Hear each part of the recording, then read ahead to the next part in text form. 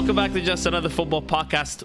5 of us today, because there are 2 more game weeks in the Premier League to go, and there has been things happening, and league titles potentially decided, relegation picture largely there. Today it's a full house. Myself, FJC, Fergal, George, and Harry, and we are all here to talk about the relegation picture, which is why we have FJC here. For the first time... I thought I was on for a title. Say what? I thought I was on for a title, but... Yeah. It's the first time we've had FJC on. We've had you about 4 times now. And it's the first time we've had you on when... Say what? 4th. So it's not the first time we've had him on. It's not the first time. What I'm saying is the first time we've had him when Leeds are doing badly. Like, we've always had you on. Last time we had you on, I think you'd won 3-0 against Chelsea. That was way back in September, which feels 2 years ago at this point. But we'll get to back then. Yeah. It was a completely different world, and we will get to the current world where you're pretty far out now, and you need wins against teams that are pretty much impossible to win against in your current state. But we'll get to that later. How are you, first of all, FJC? Are you excited to be here? Do you dread it? What do you have in store for us? I'm excited to be here. I'm not excited for the season's next 2 games. I'm excited for them to be done, but yeah. Yeah.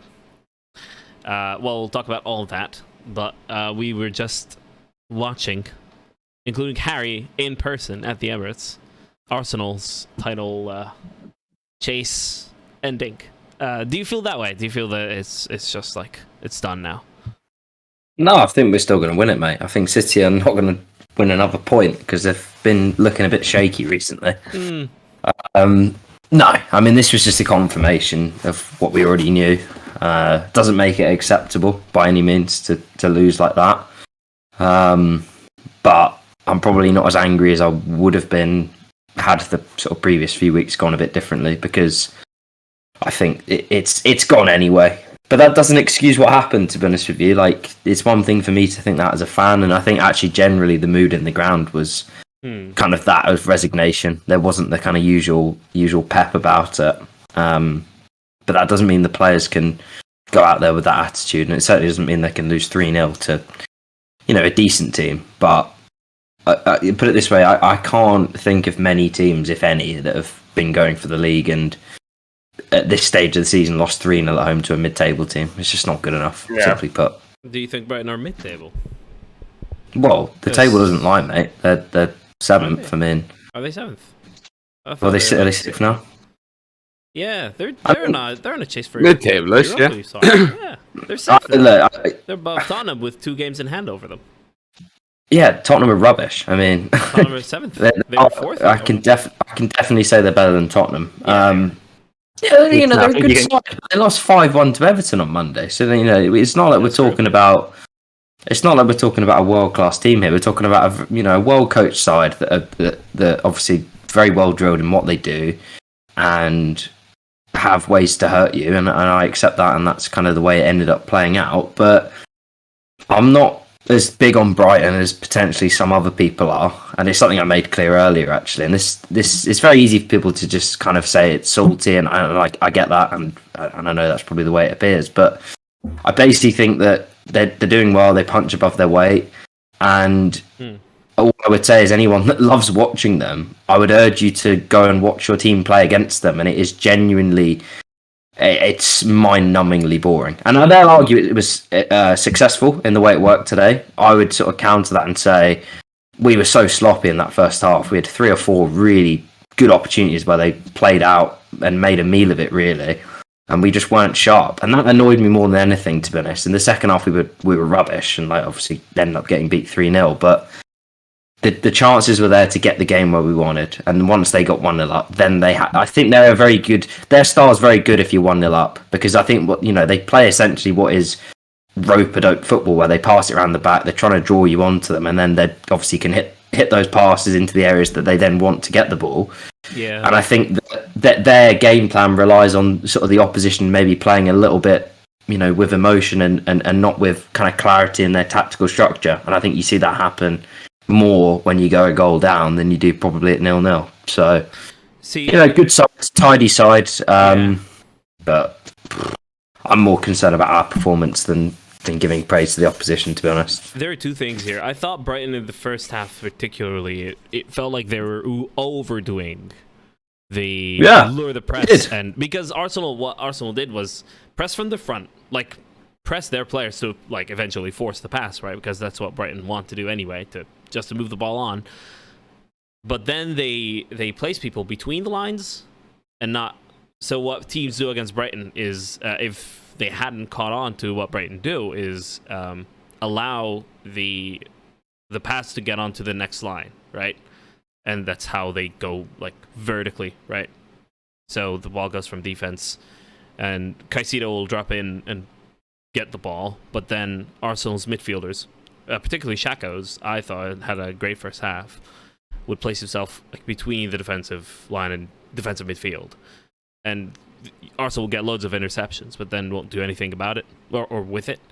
It was one of those from Arsenal where it felt like, remember when you drew to West Ham and I said like it felt like they were playing on eggshells. It felt like they were either really tired or really scared, and it felt like that today.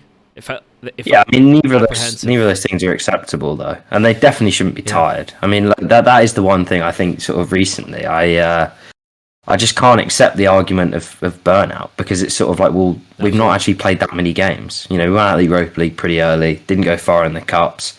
We had one game a week since. In our actual worst period of the season, we've played kind of the least amount of games kind of on top of one another. So, I accept it's late in the season and potentially there's sort of, but every team's dealing with that. So probably a mental burnout, to be fair. I think it's more that. I think that's a much more succinct way to put it. I think that we've got to this stage and we've been just so intense to get to April and up to that point done very well. But the season finishes in May. It's no good getting to the start of April and then you just don't have anything for the last 8 games. We've not timed this correctly. We've peaked early. We've lost a few players and it has hurt us, but I don't want to be sat here next year and it's the same thing, because it was sort of the same thing last year as well, losing a few key players and just not able to recover. And it's been that, to a higher level this time, because you're obviously competing for the league rather than going for top 4. But I don't find it a particularly compelling or reasonable argument to say, well, you lose a couple of players and the whole thing falls apart. Brighton were missing players today, and they didn't look like a team that was missing players to me. So just really poor, just a really flat performance. And I think the thing that frustrates me actually most is, I don't mind losing the league to City. I think they've been on an unbelievable run. It's well documented, everyone's aware. But you got to make them earn it. And that's the thing that sort of, we won a couple of games and obviously made them win recently, but they're going to win the league before the last day of the season, which doesn't sit right with me, given the position we were in, given the lead we had, and given the way we'd been playing. It doesn't sit right with me. If you look at those Liverpool sides, they came up short, but they made Man City take it to the final day and win on the final day, and essentially, be near enough flawless. And they might end up doing that anyway in this run, but I think we've made it easier for them with the points we've dropped, not just today, but in other games, that just the performance levels weren't at the level they should be against the opposition we've come up against. So really annoyed, really frustrated, because I think we've been better than that for most of the season. But at the end of the day, the table doesn't lie. Over 38 games, if you come up what looks like probably 7 or 8 points short is what we're going to finish up behind Man City, then that's what people are going to look at. They're not going to care that you were top for 3/4 of the season. 7 points from the last 21 points available. It's 9, I think, because I saw that stat. We've had 2 draws, 3 wins, and 3 losses. I think it's 21 out of 21 for City. 2 losses. It's 9 out of 21. It's not good enough. Like, kind of whatever the number is, it's no coincidence either that we've got to this stage of the season and it's happened. I think looking at next season, I think that is something the club are going to have to, especially with Champions League football and you'd be playing more games at a higher level. This idea that you get to April and May and then there's just this kind of collapse is something that needs to be investigated, because it's happened last year and it's happened again this year. And I don't believe it's a coincidence. But can you look at it in a different way though? In terms of, and you didn't win the league, and it's it's not a successful season if you don't win a trophy or whatever. That's fine, absolutely. But what I'm saying is that we've come the position we are in the table because of everything we did before April. We're not going to finish second and in the Champions League places because of our April and May form. It's everything before April, in a sort of similar way to how we were in the top 4 last year because of our form up to that point, obviously barring the first 3 games. And that was the position we then conspired to chuck it away from. Now, this time it's different because obviously we've been a lot better this year and got ourselves into the position where it's either win the title or come second. And they're going to come second, essentially because they've picked up less than half of the available points in the key stage of the season. Yeah, it's painful. Happened. Well, What do you think? Similar way in 2019 when we came 4th. And then had the 97-point season. It was a very similar thing. What do you think that this sort of intangible thing that I mean, it's funny. It's funny the words you used there you sort of dance around the big B word. I'll call it that. To be honest, I would call today that, and I would call a couple of other games that. I've always pushed back on the Man City game being that, just because I think they're Man City. Even though I don't think we were very good in the away game. Southampton was a bottle job. I mean, there's just no other way of putting it. They're the worst team in the league, and we were 2-0 down and 3-1 down. And we were lucky to get a point from that. And you look at they've lost every other game pretty much before and after that fixture in the last 10. So there's no other way of dressing it up, especially when you look at the way we started that game, the goals we conceded. Yeah, go on. Yeah. What point is what is the fix, do you think, for next season? What do you think gets you over the line? Is it just a lack of experience of a young team that they will learn from this and maybe next time they'll know what to do, or do you think that there needs to be something needs to be added, something needs to be changed? It's a very good question because what will happen in the summer is we'll attempt to sign better players and make the team better, which is similar to what we've done last year, and it's worked to a point, but the same frailties have happened again where at the crunch time of the season, I actually generally think probably the last 20 years April and May have been a problem for us. We don't perform at the key part of the season, so it's definitely something cultural. How you fix that, I don't know. I mean, Arteta was pretty strong. Go ahead, George. Sorry. Yeah, I think for me, just as a Chelsea fan, in terms of sort of clutching things that within winning titles and within winning trophies, it was always sort of an individual. It was either Hazard or it was Drogba, and they're not the best. They're not necessarily going to be the best player throughout the whole season. Hazard, I think, if you look back, had spells where he probably actually didn't contribute that much to performances. But bringing in that player who's going to take a game by the scruff of its neck is really important. And I don't know if Arsenal have that individual. You've got a fantastic system. You've got a fantastic supporting cast players. It's a lot of and you see it with the goal contributions. It's kind of a lot of people getting between 10 and 15, but there's not someone getting 25. There's not someone. I think you've got it in. I think that's really harsh. I think they're not there yet, but I think Saka and Odegaard. I think Saka can definitely take it to that next level. But he hasn't. No, he absolutely can. Yeah. And but in this stretch, and last year it was similar. I think he only got 2 goals in the last 5 or 6 games, and they're both penalties. And I'm being really harsh here. Absolutely. And in the cold light of day, we've had a great season. They've been really good for us. But I have to say, I think for him, it's no coincidence that in the last 10 games, he's just not quite been at the same level. Is part of it the fact that he plays nearly every game. We don't have any competition for him, maybe, but and it's he's at a stage in his career. Is Arsenal DNA? Maybe, but he's at a stage in his career where I can accept it from him because he's at the age he is. I think there's other players in that team that are in their prime, so to speak, who have actually been quite poor. I think the 2 Man City guys, I think Thomas Partey. I won't go as hard on Xhaka because he was, he has been good in the last few games and actually had a good season. And actually, I think most people wouldn't put him in kind of that elite bracket. So it's sort of I can't be too harsh on him for kind of then not carrying the team. But it's been the more experienced players that potentially kind of haven't contributed as much in this run. One thing about Zinchenko, like he's got so much praise for like his performance this season, but one thing I always just thought about him is like I think he's I don't know if he has that like clinicalness or like what like in him. I feel like he's almost like he's better than it, but he's got the same sort of vibe as Xhaka. You know, he there's always going to be one big mistake in him or one bad performance in him at a crucial point in the season. Yeah, he done it against Man City. He was at fault for the goal that Havertz scored, not tracking the runner in the Champions League final. Yeah. And I've seen there was a couple of other times, and like he's definitely added to the team, and he's definitely like. He shouts a lot, and he seems. I hear he's a good leader. So, for me, it's less the kind of leadership stuff. Like I can't judge that because I'm not in the dressing room. But what I can judge is you look at him. He's asked to do so much in our team, mostly offensively, mostly through build-up. Yeah. You know, he's popping up nearly every position. He's getting nearly 90 touches of the ball every game.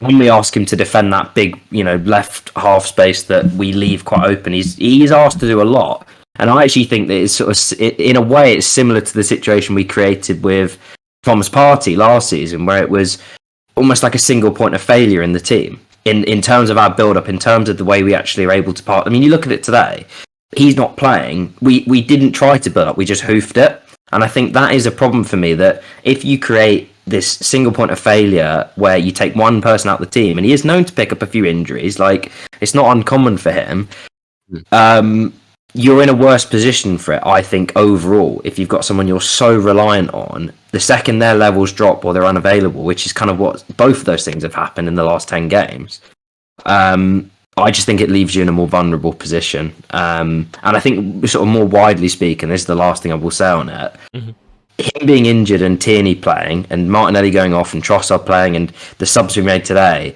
just to me, more generally speaking, demonstrated the fact that our squad players haven't offered enough this season. If you actually look at it across the campaign, I'd say it's only really Trossard. I think, he'd give a pass mark since he's come in, although he was shocking today. Jorginho recently, and I actually don't blame Jorginho because he's not been given much chance to play. And I think when he has played, he's been pretty good. Those two aside, and they were signings, the other squad players haven't offered anything. Even in the other competitions, we've had to use a lot of our first team players. So that's something they have to look at next season. It's kind of creating this core where it's not just a Premier League team and a Europa League, or next season it'll be Champions League, but it's not Team A, Team B. It's you've got this kind of core group of 18 players where you trust all of them to at least enough of a degree where you could play, you can make 4 or 5 changes for a Champions League game, do a bit of minute sharing during that, then you go back to another team for the game of the weekend of the Premier League. Like, that for me is what we need to get next season, because it can't just be that. And it's sort of a long-term symptom, I think, of being in the Europa League for 6 years, where you just settle into this pattern of kind of a first 11 and then a load of squad players that actually, if we're being quite honest, are just not at the level. They're not where we need to get. Whether that's because they're not good enough or if it's because he doesn't trust them, they don't get used and they don't offer enough. And that, for me, is something we need to address in the summer. Play Matt Turner and everything will be fine. Man City winning against Everton 3-0 away and doing Leeds a favor. Still within a point now. Still within a point. City are champions elect now. Everton. Fergal, I think you watched this game. No, sorry. Well, I watched it. I watched it as well. George watched it too. Do you guys think? Because I didn't. I was at work. Do you guys think that the 5-1 against Brighton was a bit of a fluke?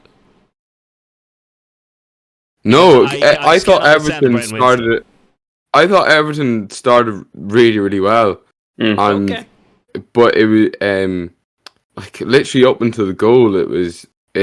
Everton were like really trying their luck, and but they just looked a bit erratic, or like they were winning the ball in like good areas, and then have chances to break, and then just not making the right decisions, or or it was getting stuff snuffed out before it really got to like a proper chance. Like I don't think they had too many proper chances, but it was for Everton. It was a good performance for them, and like against a worse side that they probably would have had a better day. But like the goals were just like on XG, didn't they? They won on XG. Yeah, There you 1.78 to 0.76. Fantastic. Everton won on XG. What? Yeah, comfortably.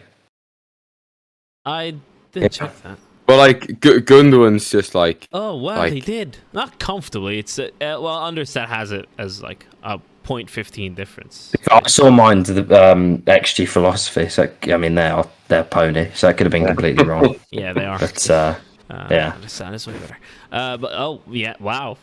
Okay. Apparently James Tarkowski missed an a chance worth 0.65 XG. Or is it Mason Holgate? When Edison saved. Edison saved that. Okay. There was one, wasn't there, at 0-0 where it was a corner and it was sort of fell to Holgate. That was the chance, I think. But like more generally speaking, I'll sort of let you guys get back to Everton. But with Man City, the thing that they've done best in this last dozen games or whatever they've won. Yeah. How many times have they been 1-0 down? Like the only game I can think of is the Liverpool one. Every single other game they've gone in front, and I just think that tells you where they are in terms of their experience and know-how in this run of the season. You don't want to be putting additional stress on yourself and having to come, like we've had to, come from behind so often and make it difficult for yourself. And I think leaders as well, not leaders, but ones who are going to take the game by the scoop of the neck. Like Gundogan does that so often for them. They score today, right? He scores, from nothing, and they score straight away again. And it's just like any hope is then just quickly extinguished. And he did that last year. I think was it last year? Gundogan coming up clutch. On the last day, and that's sort of what I was talking about earlier in terms of those players that you can have. Obviously, I think City have so many of those players. 5 of them. But... Yeah, it's a bit of a joke, but I think you only need 1 or 2, in order to compete for titles. But in terms of Everton, they in terms of bringing that form onwards, I think they can probably hold their head high. And if they had received that first goal, like you said, Harry, which is so difficult against City, they could have then changed the game plan and gone right. Park the bus, proper banks of 4, but they kept the fast pace up as much as they could, and I don't think that lends well when City start to get that stranglehold. They start wrapping around you, and after that first goal, it just became inevitable, unfortunately. One thing like they're kind of missing is like as good as Idris Ganaye is at like breaking up. There was times he was like a pass was played into him, and he could have been on the turn and he would have been on the front foot. And there's one instance in particular, like I don't know if he thought somebody was behind him or what, but he literally just could have turned him and went forward. But he passed it straight back to Tarkowski, who had one of the Man City players around him. So then he had to go back, and then they had to recycle again. But they need to just be a bit more positive. Some of the chances they had going forward, I felt like they could have maybe committed one more player and something might have came of it, that sort of thing. But they're not too far off it. Like they're on the right steps, and Decore was very good for them, I thought. Yeah. So potentially not a fluke against Brighton. No, I think it's just a matter. But the way Brighton play probably suits the way Everton play as well. Yeah. Because they don't really want to press that high anyway. They want to wait until the ball comes to them anyway and counter attack. So.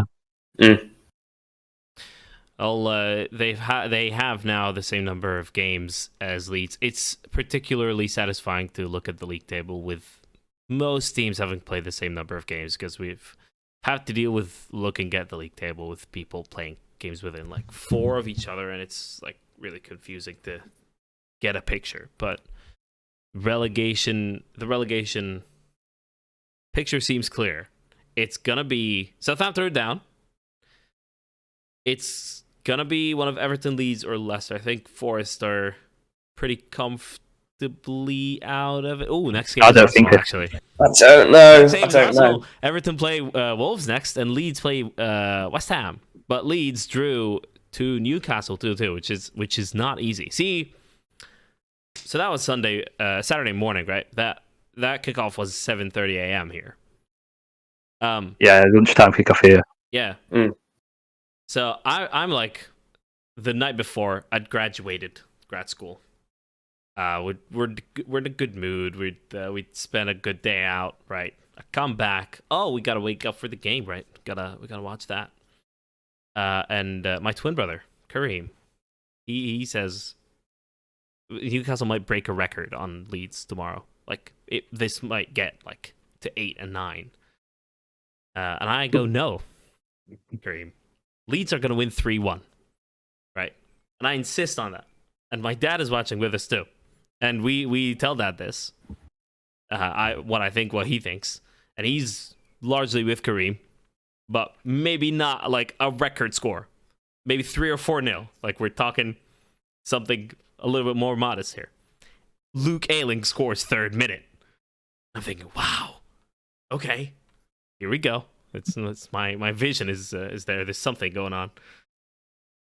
You get a penalty, Fergus. You get a penalty. And get me started. Patrick Bamford. No, we do want to get you started. That's why you're on. Go on, crack on. Take it away. Take it away. How is Patrick Bamford a football player? Obviously, he's a professional. Well, because he's good at a lot of stuff other than actually being clinical in front of goal. But well, I don't know about that either. But carry on. When he was stepping up, I was thinking he's just taken this to do a little decoy tactic so Rodrigo can take it off him. Yeah. And he actually put it down, and I was just in disbelief in the stands. I was just, why is he taking it? He's deleted Twitter this week because his head's clearly in a bad space of getting abuse. So why are you giving yourself this high-pressure moment where you've missed about 3 or 4 penalties already for us?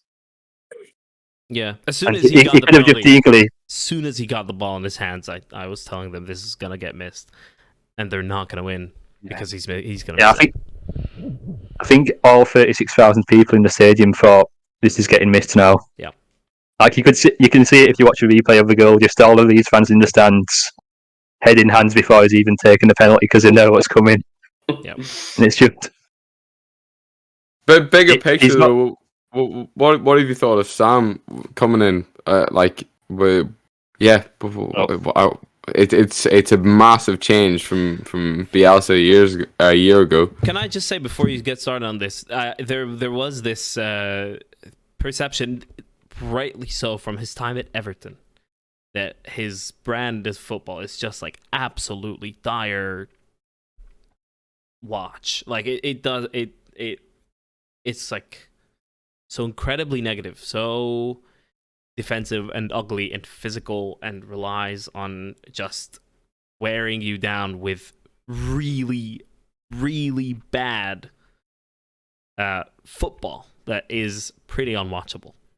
I don't know what it was at Everton. Maybe the team was bad at Everton, but I feel like the perception was pretty stomped out. This was a good performance for Leeds. This was a very calculated structure. When to press, where to press, who is gonna step up at who in the back three, like certain press triggers. It was thought out, I thought, and not exactly just just hoofball into like Bamford or someone. Like there was actual build-up play going on. The Luke Ayling goal was really good. It was a bit of hoofball, to be fair. He got it lumped up to Bamford, and he did some good hold-up play with Harrison and linked up Fergal. It wasn't a clearance though, was it? Like it was. I don't know if it was clearance, but it was a long ball. Yeah, long ball. Not every long ball is hoofball. It's a long pass. If it depending on the manager, it's hoofball if it's Allardyce. Yep. Yeah. I mean, it's hoofball. De Zerbi plays long, penetrating passes. But no. How's it got to this stage? And do you think you have a chance? I think we have a chance. It probably depends on what Leicester do tomorrow, but Mhm. Like with the way the table is now, we've got West Ham who should be pretty fatigued from the Europa League, so you can probably target a win from that. We might not get it, but it's a very winnable game, and the draw yesterday gives us a chance of, like, we could essentially draw a game and Everton lose 2, and we somehow stay up like that. But something had to change because we were getting battered every game, and there was no sign of anything changing in those last few games of De Gracia. Who, to be fair to him, did put us in a very good position to stay up from his first lot of games. But it's been just how not to win a football club for the past 2 years now. But I think that's how most clubs get to Big Sam, and it actually looks like a good, decent decision. Yeah, I disagree with Valley's sort of conclusion of it being terrible football to watch. I would say it was just like his time at Everton. Then it was. I used to avoid watching Everton at this time at Allardyce.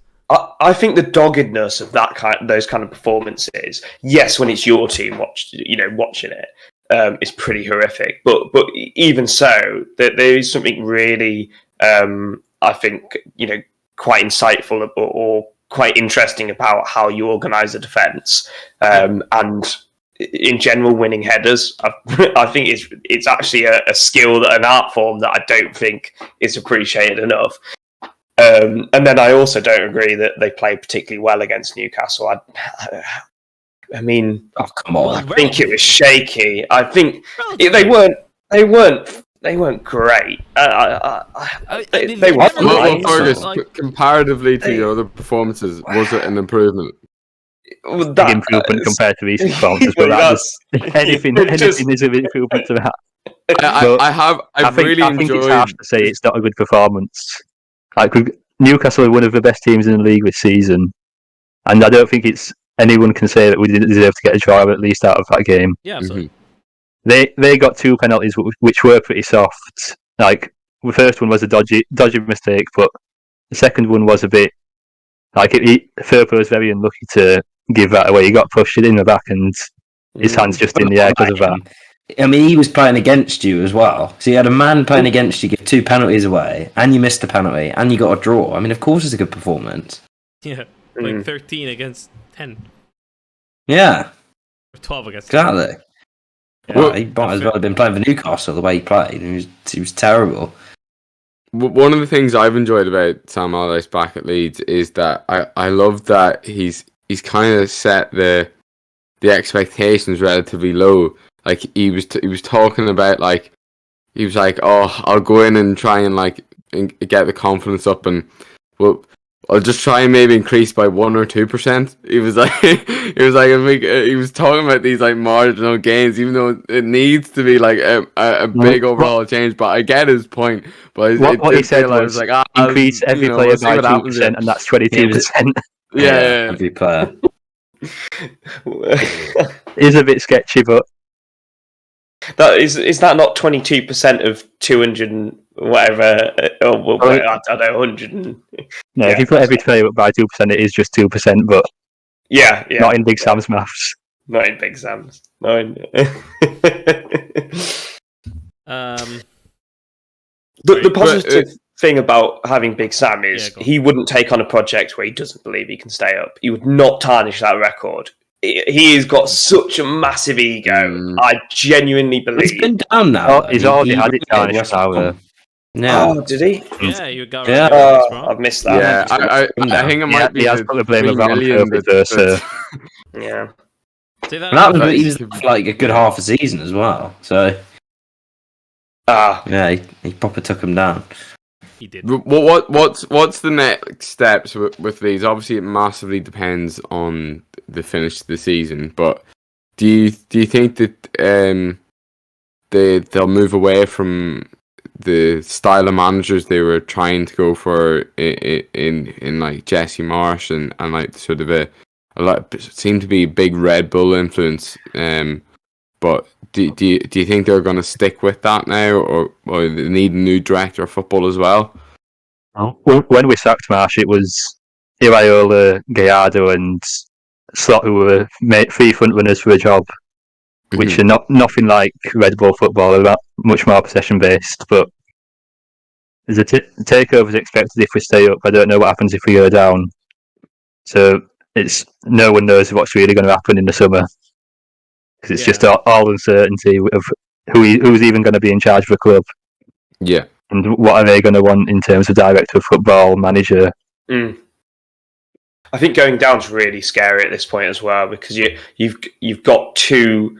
No doubt, you've got two really strong teams going down with you. No matter, like Southampton, I think will do really well in the Championship. Leicester, Everton, or Forest as sort of the other one. Not this, obviously Leeds aren't guaranteed yet, but the prospect of going down with those three teams and then the standard of the Championship. I think you've still got some sleeping giants in there in Watford and Norwich. It's a pretty. I don't think it's an easy bounce back for any of the teams. The playoffs don't have any massive clubs. Like Middlesbrough is probably the biggest club that's in it this year. So, as you said, like there's so many teams in there that have been in the Premier League the last 5-10 years. Like Swansea's still there, and like they even seem to just be like relatively solid in Championship. Like there's so many. Yeah, it's going to be a great season next season in the Championship for a neutral. Anyway, that's for sure. Yeah. If you do go down, Fergus, who's most responsible for it in your mind? To kind of across the season.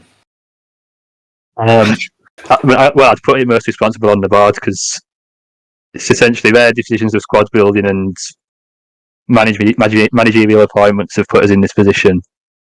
Like last season, we should have done a lot more in terms of who we were signing. It's like it's come out that Bielsa said to Rajasani, I need a whole new squad of players, or you're going to have to get rid of me because these players are not going to be able to continue playing the way we did. He was right. And we signed 2 players. Yeah. And that was it. So it dates back longer, you think? Well, it's just we hadn't signed a midfielder until Tyler Adams for about 4 years. So yeah. And given the start, that is quite concerning. And this season is back in the team now. Like, well, Forshaw's our best midfielder with an Adams by a mile. Yeah, he's pretty good, I thought. If he could stay fit, he'd be fine. But he gets a lot of stick off Leeds fans just because he's never fit. But when he actually plays, he's quality. I agree with sort of Bielsa's sort of prescription. I think that Leeds have got the worst squad in the Premier League. on paper, Leeds are the worst squad in the Premier League. Had to get that one. But that's also you told it a while ago. In fairness, you've been saying that for a long time. It's a blessing and a curse. But there's a lot of quality in the squad. They've got goals in it. Like they've got more goals in that squad than I'd say Everton, Forest, even West Ham. Like they've got quality. Leeds. It's just if we could play a team of left winners, yeah, you'd be fine. That'd work. Yeah, you'd be absolutely fine. No, I'm not bought into that. I look at the team on paper. Like you play Patrick Bamford, who I think we all know our thoughts on Patrick Bamford. I'm done with it. Patrick Bamford. When I was last on, you were after Rodrigo for Chelsea. No, I was not. No, what? Absolutely not. No, Rodrigo is. Memory. He had a good season. He got about 15 goals, I think, didn't he? He's fine. He's okay. Harrison's a good player. I'm always back. But apart from that, no, I think they do have the worst team on paper. No. Potentially I feel like right back is an issue. Left back is an issue. Free post, it's not good enough. Striker is an issue. Goalkeeper is an issue. Goalkeeper is a centre backs are a big massive issue. I mean, Rob Blair's did this thing on Saturday. I don't know if you noticed it. He came out for a ball and he didn't get there, and it looked like it was going to drop to the Newcastle players, and he just stopped. He didn't even attempt to run back to. He literally just stopped. Did you see it? The one where it got played over the top, and I think Christensen got to it first, and then he was like. Yeah, but it looked like it might drop to Newcastle. I was supposed to get it this way. He stood there. It was like, what is he doing? I mean, he's done all right, but he's not the future, is he? I mean, Jesus Christ, he played for Everton 10 years ago. It's like, come on. He was winning FA Cups 10 years ago. Yeah, that's true. That's true. Yeah. All downhill since then. Pretty much. Yeah. Fergus, are you gonna stay up or not? I wouldn't put money on it, but I wouldn't put money on any of the teams involved in it and staying up. So Yeah. If you get a win, you might do it. Because I look at Forest. I don't think Forest are going to win either of their remaining games. They're terrible away from home, and I actually think us having nothing to play for next week is worse for them. I feel like if we had to go there and get a result, it would have suited Forest a bit better. I think they got Palace on the last day, which I don't think they'll win, to be honest. So I don't think they're going to win another game. Everton might with that Bournemouth game on the last day. Yep. They might be able to get another win. But Wolves are probably worst fixtures for Everton because they won't be able to counter attack, and Wolves will be sitting back again. Wolves will Spurs sit at home for you does look good. Last day of the season, like West Ham and Spurs, you can make an argument for both games that we can win them, but it depends which Spurs turn up. But West Ham, they should be just focusing on the Europa Conference now. Mm-hmm. That is true. Yeah. I don't know about you guys. I'm gonna still back Leeds just because. Do not back us, Ali, please. Yeah, he's, No, I want you. give him a chance. And that I want you to stay up only because it's the season where before it started we signed like 3 American players and an American manager, and if Leeds do go down, I do fear for our like. I was trying to get Fergus to say that when I asked him what was responsible for. I gave him a really nice little hospital pass. America, whether it be with Jesse Marsh, whether it be the American players they've signed. I laid it on a plate for him, and he's just shanked it into the crowd. I mean, come on, man. Our best coach this season has been Chris Armas. There you go. He shouldn't have got rid of him. He's only just been got rid of by Big Sam. Because it really hasn't been a good year for Americans, has it? Like No. You've got the whole ordeal, the whole drama with the national team. Yes. You've got Bowley, Yep. getting it, and then Leeds as well, yeah, and then the 49ers. Is there any more rumors about 49ers taking over? Like, it should be done if we stay up, and then it depends if I want to make a deal if we go down or not. Right. Yeah. So more Americans potentially. Well, I think they wanted to get rid of Marsh sooner, so There you go. Nationality doesn't matter in football. As a business. Chelsea Forest, you guys scored 2 again. 5 goals in the last 2 games now. Very good. Crazy, right? What's going on? Oh, unbelievable. Because there is no pressure of relegation now that you're playing without that fear. I think it's just because he's picking a good starting 11. I think that helps. All right, that's great. I haven't watched Chelsea in ages, by the way. So I need a fill-in of how who's he been picking, who's playing well. Hey, just listen to the podcasts, man. We do this every week. I edited the podcast, but I'm saying I haven't watched them in a while. So these guys give you a pretty good idea of what's going on. I know. But Chelsea are very forgettable, aren't they? Fergal, tell our listeners for the 57th time this season what's wrong with Chelsea. I know, right? Well, not what's wrong, what's right. I'm almost like every time I talk about Chelsea, I now am saying like a broken record, like a broken record. I cannot stop saying this stuff. Yeah. No, okay. we're done with Chelsea. Let's focus on Forest in this. Yes. Although, well, just before I do, nice to see Sterling actually do something. But yeah, and Chalobah had a good game. That's all really to say about Chelsea. There you go. What was that? I thought he was terrible, but I'll forgive him. Forest. but yeah, Forest, like Amanini is just like he's kind of what Chelsea want as a striker. Like I was there looking at him, going, God, he's big and physical and scores goals. And I told you at the start of the season, it's just brilliant. So Forest done all right, and like Felipe was great for them in defence, seemed to clear everything up. Really good, solid team, and Chelsea struggled to break them down pretty much. What do you think, George? Yeah, they're solid. I still think they're going down, but hold on. So how many teams have you got getting relegated? I feel like only two. It's Leeds and Forest. It's been that. Leicester are going to get out of it. Yeah. Who are they going to be? Liverpool in George's eyes.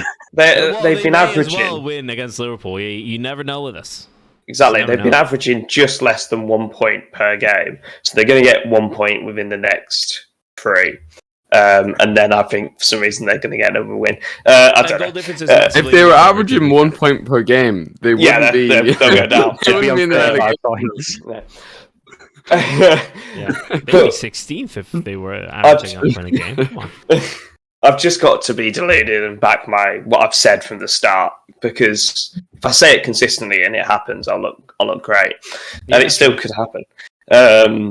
But yeah, no, they're okay. They don't blow me away, but they're a bit more solid defensively. Well, they were against Chelsea, and to be fair, we don't score a lot of goals, so potentially that's quite easy.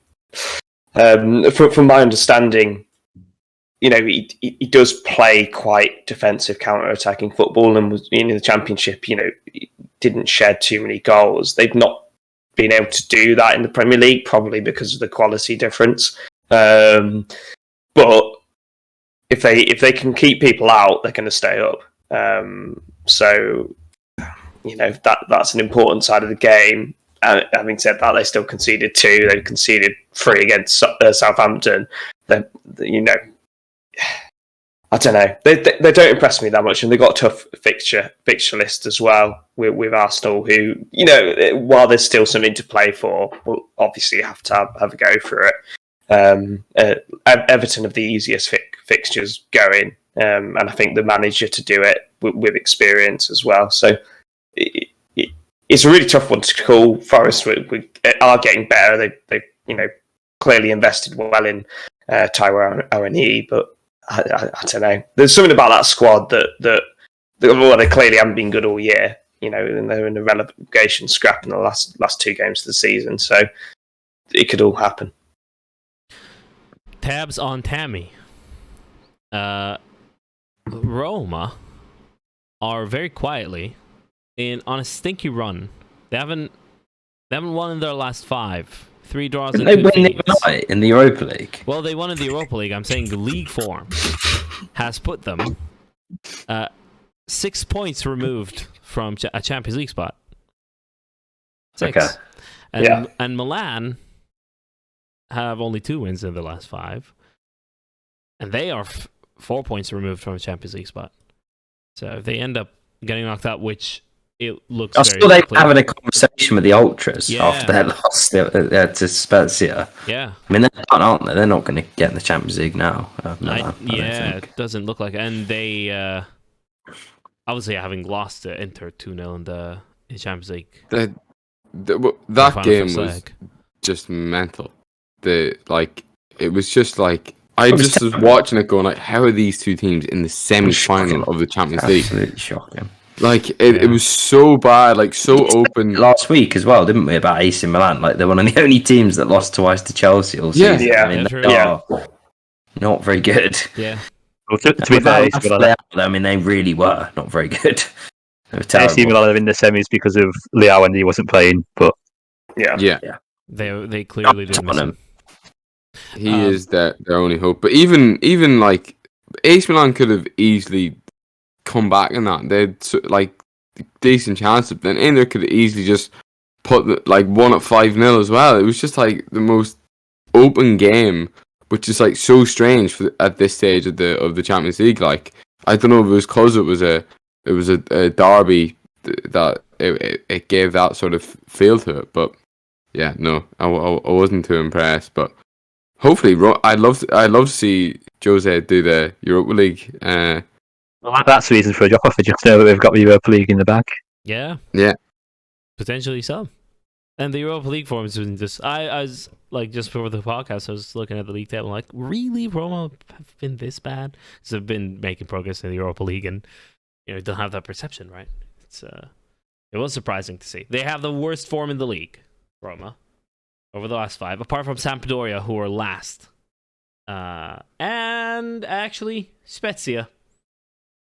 They'd lost 3 in a row before their win against AC Milan, which puts them in a very good spot for survival. But Bundesliga is looking exceedingly more competitive now. Although it's not like earlier in the season where there was a 3-way title race. Obviously, Union Berlin are out of the picture. It's between Bayern and Borussia Dortmund now. 68-67.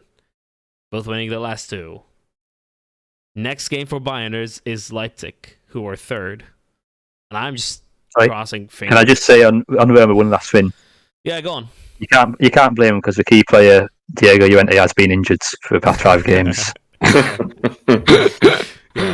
There is actually something I wanted to mention on Serie A as well, in terms of my favourite player rather than tabs on Tammy. Big Rom, scoring another 2, and he's scored 8 goals in 22 games with a lot of injuries this season. He's still on Chelsea's books. That's he's not still that good. 8 in 22. That's deep. That's more than Chelsea. Better than what we're doing. What the strikers at Chelsea are doing. What you got, but he was better than what you had last season. He was probably your best option. He wasn't very good then. So it is way better than Kai He is averaging a goal every 2 nights. He is. It's not great though, is it? Like, he was tearing Serie A up the last time before he came to Chelsea. He's been littered with injuries. He's going to come back to Chelsea. He's going to. Everything will be littered with injuries. In fairness, Harry, he came back to Chelsea after, or he came to Chelsea after doing well in Serie A, and it went terribly wrong. So maybe if he's shit in Serie A, he'll be great in the Premier League. Maybe they just need to swap around. Effect, yeah. Yeah, I can't see it. I do think you'll bring him back, but I can't see Chelsea fans taking to him. I think if he starts playing badly, I don't think it'll take long for people to get on his back. I think that's the thing. Like, if you're playing well, that stuff tends to matter less. But the second you're not, I think that I can't imagine your mate Chatters will be too impressed if he does come back. I'd be very unimpressed, actually. I don't even need to ask him. But we need to be careful. There's there confirmation from journalists saying that Poch deal has been done. Yes. And he wants Mason Mount to stay, which I would like to think will mean that he will. But they need to be careful with having such a beloved ex-Spurs manager. They can't have too many testing. I don't know what the word is. Issues that the fans might not get behind. That the big Spurs connection is already a big question mark. So if you added Lukaku in, and then if Mount went, the fans aren't going to be on board with that at all. So yeah. I think this season's been so bad for you that he has to do a lot to not get the fans back in to start off with. Yeah, you would have thought so, but we'll see. Right. Champions League. Who qualifies out of Inter AC Milan? Let's get that out of the way. Inter, right? 2-0 up. Yeah. From the first leg. Man City, Real Madrid. A lot more difficult to call. I will say Real Madrid's form in La Liga has been a joke. But Barcelona are wrapping up the league. They are 4-0 up against us. 4-0. No. So they're wrapping up the league pretty early. But you can make the argument Real Madrid for a while they won't win the league, and they're focusing on their form is no indicator for me whatsoever. Hasn't been all season because they were in all of their Champions League wins since 2014. It has never been an indication. Shocking 15-16 season. I remember it well, and ended up winning the final. Like, just about the worst Champions League final ever, apart from 2019. The 1-1 against Atletico Madrid that was finished off on penalties in San Siro. Yeah. Who wins this one? It should be City. Yeah, Should be. This is City's year for the treble. Hopefully, Pep leaves after it, and football can be restored back in the Premier League. That is really my good prediction. Way of thinking. Let's just leaves after it, and then Burnley offers him a £1 billion contract. Yeah, true. I do wonder is Guardiola such a football purist that he sees the harm he's doing to football himself? Does he love the game so much that he'd be like, I am the problem? Subconsciously, he's just making these bizarre decisions without even knowing it, just because he doesn't want to actually do it deep down. Yeah, just to make it. It's just this playing for you. That's why he hasn't won the Champions League in 12 years. Just his playground, isn't it? Yeah, it's just. I think they're gonna win. I have to be honest. I think given the tie, they've got the second leg at home. I thought that when the draw was made, actually, that if they came out of the Bernabeu with any sort of positive result, they even in the years they've gone out in the Champions League, it's not been the home legs that they've lost because of. It's always been the away games. They're very good at home in must-win games, whether that's in the league or in the Champions League. I just can't see them not winning. I really can't. I'd be absolutely amazed if they didn't win. And Real Madrid can do wonderful things we've seen, but I'd be absolutely gobsmacked if they were to beat Man City at the Etihad. I'd be staggered. Rudiger had a good game and Militao's back, so he's needs to be rested as well because they made about 8 changes yesterday. Real Madrid, another the extra day's rest, so.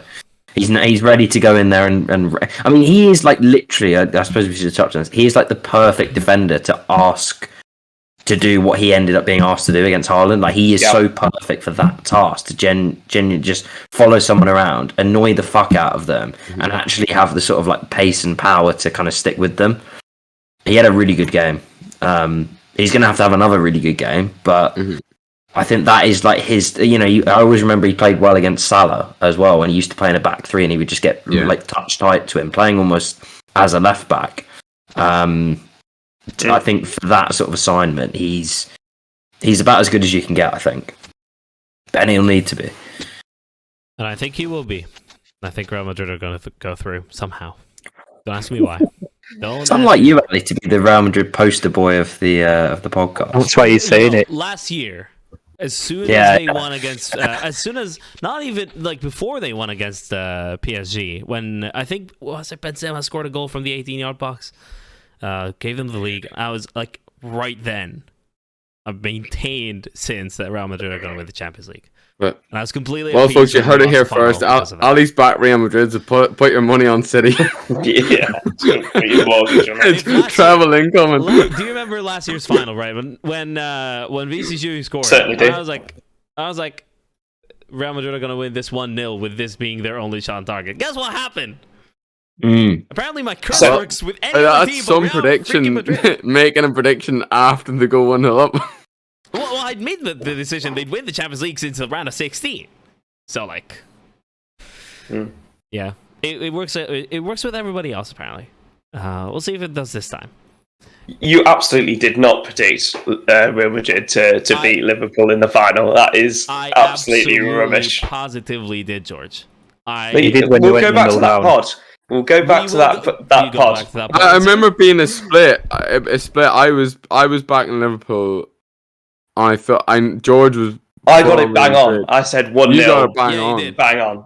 I did say Benzema would score, but close enough. Yeah. Close enough. I don't know. I might have said I think you're on my side, Ali. I definitely said Liverpool. You're waffling. I definitely said Liverpool. I don't know what Ali said. I know George said Real Madrid. Oh, maybe it's probably different when Ali's feeling pessimistic about Liverpool anyway. So yeah. It's not a Real Madrid win. It was just that he was predicting a Liverpool loss. Yeah, exactly. There you go. Exactly. Well said. Do we have a short king of the week, gentlemen? Yes. Sterling for keeping these as safety hopes on me. Say what? Sterling for keeping Leeds' chance to staying up alive. Ooh, good shout. Good job. George, you look certain there. Yeah, NCO. Who? Enciso. Francisco. Enciso. NCO. Brighton. However I you don't spell know. it. He wasn't that Enciso. good. I mean, you know. Oh, he was. Yeah, and he scored a header, didn't he? So Short King scored a Oh, header. he scored a header. I mean, You know. It is Yeah. technically a short king scoring a header. Yeah. So that's he was good. I think bounce for off the 90 ground to his head. If they caught it on the cameras, this is right in front of where I sit. He put in a lovely theatrical Tom Daly sort of as he pulled something in his hamstring, and he basically dived onto the pitch so he could then receive treatment to walk like 80 meters off to the other side. How did But the just- referee not he done- have him go the other Yeah, way? The Gary referee, Neville by was the way, fuming at that. fire, but that's by the Yeah, by. he was absolutely terrible. I mean, I couldn't believe that. He seemed to be saying something about like if he went off there, then the crowd would abuse him. I was like, since when has that been like any part of the considerations for where you make players go off the pitch? It was just ridiculous. If I was the ref, I would not be telling the Brighton physios what to do. The size of them. What was that all about? It was ridiculous. It was absolutely fucking absurd. You've got to say, in terms of shithousery, though, and as a player trying to win, fair play. Fair play to it. I think he needs a shit house. We couldn't get the fucking ball off him anyway. He needs a shit house. It's just like, just keep playing, and they did, and they scored the second and the third. It's like, give him short king of the week for that, just alone. I do actually have someone else as well, but I was going to say Eze. I know we've had him before. I think, Is he that short? Is he 5'8". short? Yeah. 5'8". And He's just been brilliant at the moment. Like, oh yeah, he's so good. He has a certain amount of streets won't forget energy about him. Yeah, I'll say that. If his career pans out in a certain way, he keeps he's on track. He's on track. If he keeps playing with Crystal Palace and gets to like age 30 and he's kind of run down and doesn't like play as much anymore, you know, that kind of thing, like to rap QPR, the form streets won't forget player, right? Doesn't play for that big a team. He's away salty early. And I think Eze is on track because he had this Achilles injury for a year, I think. So that might play its role. But yeah, one of the more satisfying goals all season. That second goal at the weekend. Fergus, do you have another candidate? yeah, I thought some attention on the league. Leeds are probably going to be in next season. Amad Diallo, Sunderland in the playoffs. Good work. Or just the whole of a Sunderland team that just seem to have no defenders and are just pretty much all shot just because they have to be. I'm tempted to give it to Amad Diallo now because his goal was great as well. I'm not sure about that though. A Leeds fan suggesting a Man United player. I mean, He's a Sunderland player at the moment. Wow. Yeah. But even then, Sunderland are a bit. And he's 5'8", so he qualifies. I am tempted to give it to him just because we haven't had championship representation. We don't really talk about the championship at all. They haven't gone up yet. Well, they haven't gone up yet, but they haven't gone up got through yet. They might be out by the time this podcast. Actually, no, it's coming out tomorrow, isn't it? It is coming out tomorrow. By Tuesday. It might be out by the time people are listening to this. I mean, yeah. You know. So, do you want to give it to? I guess the two are. So we have three, and Ciso, Eze, and Diallo. Give it whoever you want. You know. You're so dominant. Yeah, definitely give it in Ciso. Yeah, just give it in the Ciso. Let's give it in Ciso. Okay, it's in Ciso. Done. Unlucky Harry. You've walked. That's fine, mate. You've walked him in. You've walked him in yourself. That's absolutely fine. But speaking of the championship, though, I did want to ask the question and forgot to ask earlier. Thanks for bringing Amad Diallo up, Fergus. Who do you want to see in the Premier League out of these four? So we have Middlesbrough, Luton Town, Sunderland, and who else? I've lost. Coventry. Yeah. Drew I definitely don't want Luton because otherwise Barstool are going to be banging on about their fucking shithole of a stadium. for the whole of next season. really I good can't. My Twitter timeline cannot be clogged up with that all season. But they do look like a good team though. But if Luton come up, it's the most predictable Friday night football first game of the season ever. You might as well just yeah. put it in right now. We if will it's be playing Luton them. or Coventry, it would be just Friday night football. But We'll be playing them first because we're always first game of the season. And the random fixture generator. What a load of bollocks that is. Yeah. We'll be playing them. I didn't think they were very good though, mind you. I thought they were terrible. What would be incredible is if Luton came up and they went on a bad run, sacked their manager, and then hired Will Still and Jason Tyndall to make the holy matrimony of shit Twitter facts or the holy. I was just thinking they'd bring back Nathan Jones just for. Yeah. He was nicely on the cover good yesterday, getting a few good sound bites in there. I mean, he's pining for his next big job. He is. I don't know where that's coming from, but yeah. I, to be honest, I don't really. I can't say I care that much about who comes up, really. And, you know, they'll be going too many smaller clubs are coming up. It needs to be Sunderland. So for me, it absolutely has to be Sunderland because I've had some fantastic away days at Sunderland. So I'd love to see another 4-1. Newcastle, that's about it. Failed to beat them for about 5 years though. Yeah, they have a terrible record against them. Yeah. Presumably they'd be able to beat them now, but I wouldn't mind seeing that one again. To be fair, there was a particular player that was an absolute menace, but I probably best leaving his name out of it against Newcastle. It's a menace for other reasons. I actually don't think who that is, but anyway. Don't worry. Sure. Don't worry. I'm not gonna lie. I want to see Luton go up. Like aside from the Barstool posts, like obviously a good reason not to want them to go. But joking aside, Luton Luton do seem like an interesting side to come up. Yeah, they were playing non-league football 4 years ago. They don't have the particularly interesting thing for me is that their ground doesn't suit Premier League standards of like broadcasting or whatever. So they need to renovate it. And I'm just really interested to see how that pans out because of the way it's placed in the middle of the neighborhood, and you have to walk around someone's garden to get into the ground. We've done it now, Ali. We're part of the problem now. Now you said that. No, I know, but I'm just interested to see how it renovates, and I think it would just be a really unique thing about the Premier League. It'd be great if they went like sanitized now, like bowl shaped, and I just. Like a bit of tradition. It'd be funny if they just went full on Fulham and just like penthouse, knock it down, swimming pool in it. Yeah, it would be. All right, that was good. Thank you, Fergus, for being on. And thanks for having me. By next week, even clearer picture of if Leeds stay up.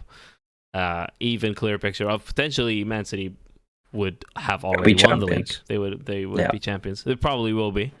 The title is clear picture now anyway. I think relegation could still be completely up in the air by the end of next week. You'll have no idea anyway. But yeah, definitely. I think it will be that way. I think everyone might just lose or draw like at the same time. No idea.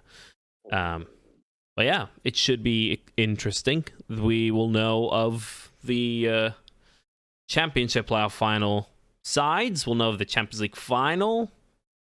We'll know a lot. We'll know a lot. A lot of knowledge. So yeah, next week is going to be eventful. So be here. All right? This time next week. Or the Tuesday after. We kind of go Monday or Tuesday by ear these days. But we'll see. All right. Thank you, guys. Appreciate it. I'll see hopefully Harry, Fergal, and George next time. Fergus, pleasure to have you on as always. I'll see you guys next time. Cheers.